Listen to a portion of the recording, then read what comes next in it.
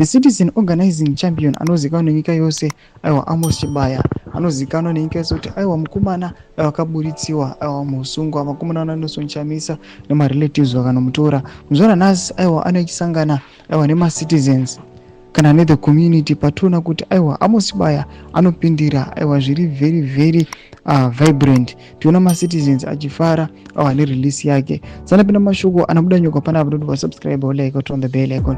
Tipinda pa Henry Advocate Nelson Chamisa anoposta aiwa Amos Chibaya sezva muri kumuona uyo onyora achiti thank you Lord God bless this Amos Chibaya man.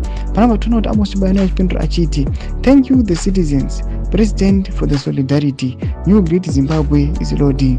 Anendambira achiti nothing lasts forever. New Great Zimbabwe is loading.